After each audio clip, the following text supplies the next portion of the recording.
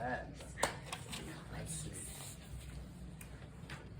Debra wears and has worn many hats over the years. She is a daughter, a mother, a stepmother, a step-grandmother, a partner, a friend, an artist, a paralegal, a home health care aide, a swimmer, a lover of nature and animals, a deep intellectual, a light-hearted, playful spirit, and many more. Each hat holding significant weight in the moment it is needed, and each being completely irrelevant in the moment it's not needed. Each being a very small piece of a much larger whole. At the end of the day, the strongest message you can give the world is, I am me, and offer space for others to embrace themselves in the same way. I give you Debra.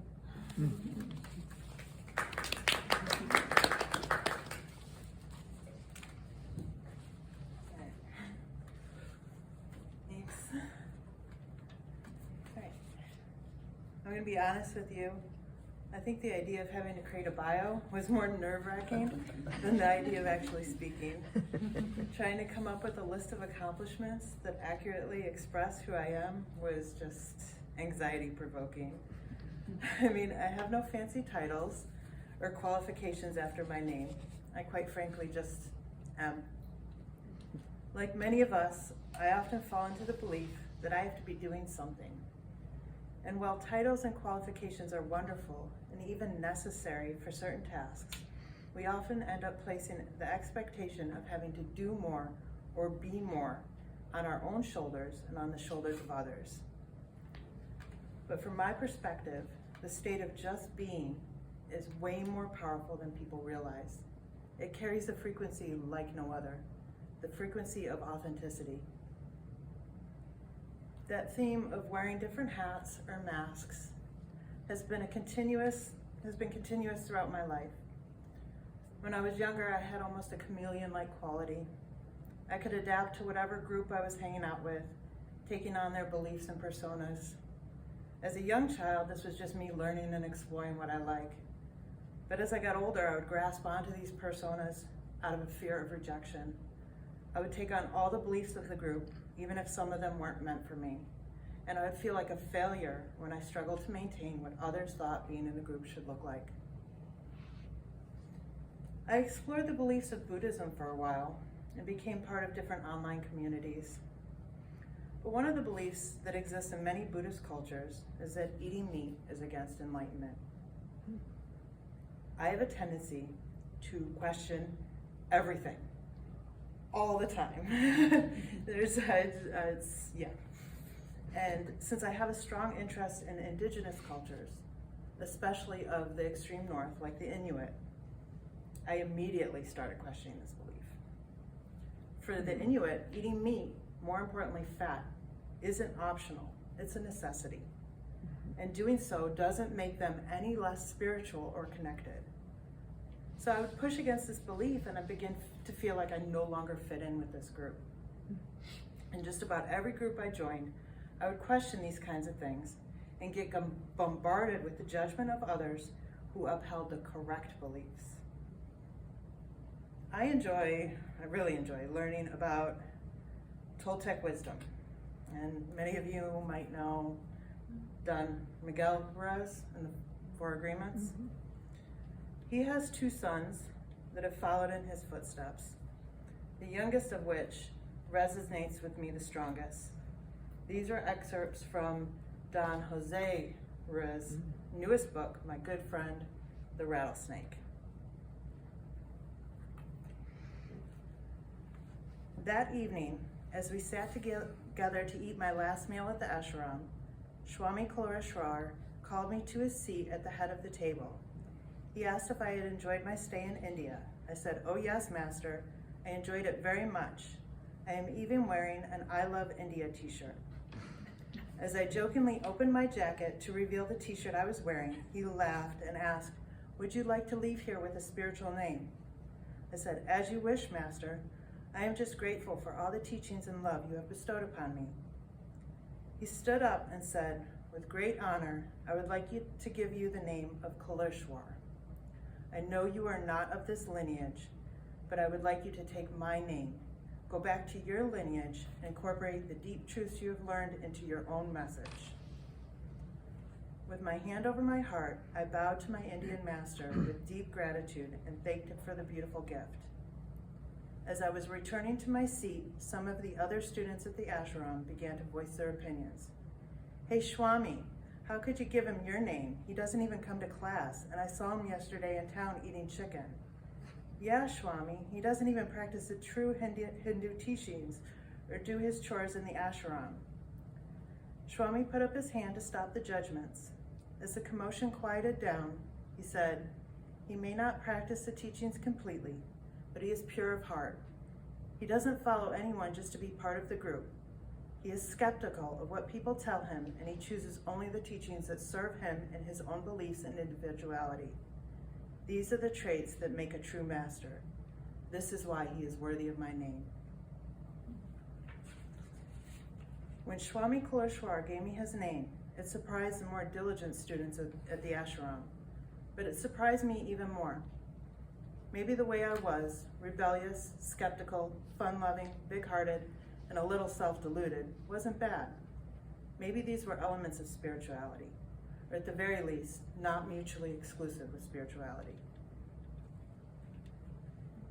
A few years ago, I met several spiritual friends who encouraged me to meditate and connect with my higher self to ask for a name. Every time I tried, I would come back with one word, me. It happened so frequently that I finally put myself out there and told them, I just keep hearing me. I was instructed to try harder.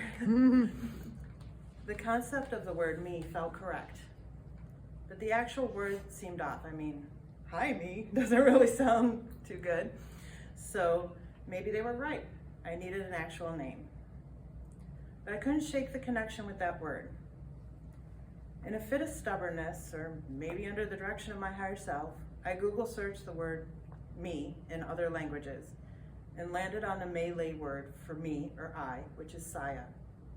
It sounded enough like a name while still holding true to the original concept that I just rolled with it. People try so hard to put themselves or others into labels and boxes. If you're an artist, you need to look and act a certain way. If you're spiritual, then you can't be this or do that. It's all around us all the time, telling us what we need to do in order to maintain whatever mask we are wearing.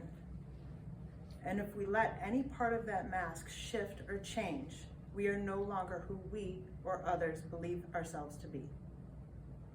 I'd like to share another passage from another one of Don Jose's books. This one's The Shaman's Path to Freedom. Get it open.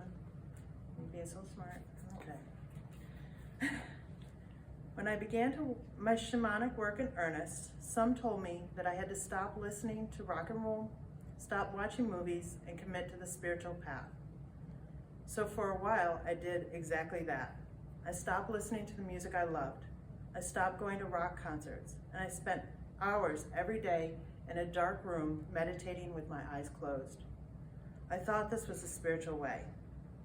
Before long, however, I was very unhappy because I was neglecting the love of my life. I was going against myself by following someone else's dream of what it meant to be spiritual, but it wasn't my dream. When I realized this, I began to let go of the spiritual persona. I discovered I could satisfy my own heart, listen to my music, go to my rock concerts, and come out of the dark room and meditate with my eyes open. This is the spiritual path for Jose. With this realization, I started taking care of Jose again. The Jose who loves puppies, Guns N' Roses, and Vedic philosophy. The Jose who loves to travel and enjoys vegan food. My father once told me, while some spiritual seekers are obsessed with being serious, it is our childlike energy that helps us enjoy life. I love my rock and roll lifestyle. I am living my dream and I'm happy doing what I love. But that only became possible after I realized that taking care of Jose was the most important task of my life. It's not secondary, it's not self-indulgent. In fact, only by being true to Jose, am I most able to help others? That chameleon-like quality of my past is still a significant part of who I am as a whole. I enjoy the freedom to explore and learn and embrace all different belief systems, to allow myself to try on different masks without grasping too tightly to any of them, to experience what other people enjoy, to simply be me at all times and not confined into any one way of being. By honoring that quality, while also bringing awareness to and integrating the shadows that originally fueled the behavior, I am beginning to fully align with my higher self. It's often said that love is the highest frequency, but there are studies finding that there's one state that's even higher, and that's authenticity. Depending on the source, it's said to be 400 to 400 times stronger than love. And the explanation is simple. When you love every aspect of yourself so completely and allow yourself to embrace what brings you joy, you walk in complete alignment with who you are at the core of your being. Authentic love of yourself is not based on external validation or seeking approval.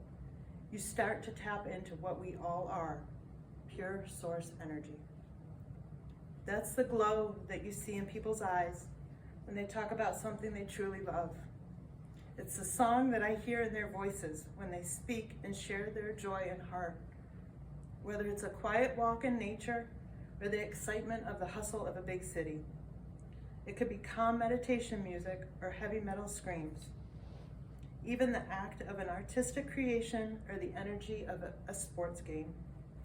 Whatever it is, when someone gets lost in the pure joy, they are connecting to who they are and they are allowing that to freely flow through them. Sorry. It's the most beautiful song I could ever hear. And that energy, it's infectious. It has the ability to change the world around us. There's another aspect to this that's directly related to authenticity, but it could be its own topic, and that's complete ownership of everything that you are. The good, the bad, the higher, the lower, the broken, the healed. All versions of yourself. They all exist in the now. They aren't just part of the past or the future. They are present, here and now. One of the keys to living authentically is owning all that you are completely. It is from that state of awareness you can consciously choose the expressions of yourself, which masks you want to bring forward, and when. What we see in the world right now is a direct reflection of the inner world of the collective unconscious. Millions of people are at war with themselves, fractured and split, trying to become someone who they think they should be, while pushing away who they actually are. As a result, they are doing the same thing to everyone around them. When an individual learns to love and make space for themselves, it begins to reflect in their outer world. They start to love and make space for others to be who they are. There's no longer a fight. If you take that energy on an individual level and begin to express it out into the masses, this is why authenticity has the power to change the world completely. Who we are in past versions of ourselves, including past lives, is directly connected to who we are in our future versions and future lives. It's a thread that links our higher selves to our incarnate selves. Authenticity gives ourselves the freedom to embrace who we are and be in love with life in this moment. It allows the 12th dimensional versions of ourselves to shine through these 3-dimensional incarnate versions. One final story from Don Jose's writing. This one exists in both books, but I'm going to read from my good friend the rattlesnake.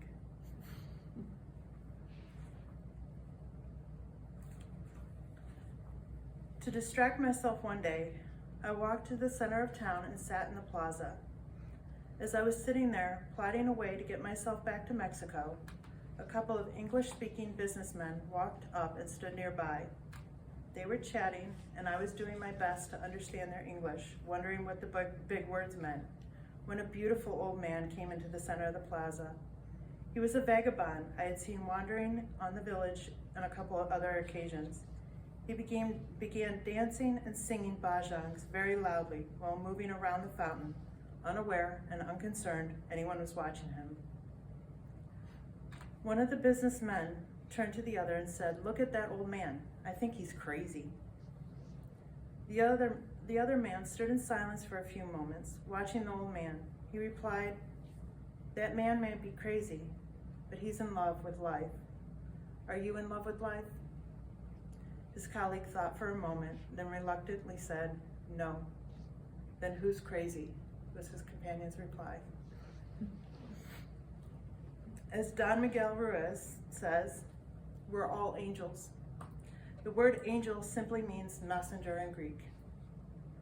Our message is who we are. You bring heaven down to earth simply by sharing the beautiful creation of you. Thank you for letting me share. Thank you.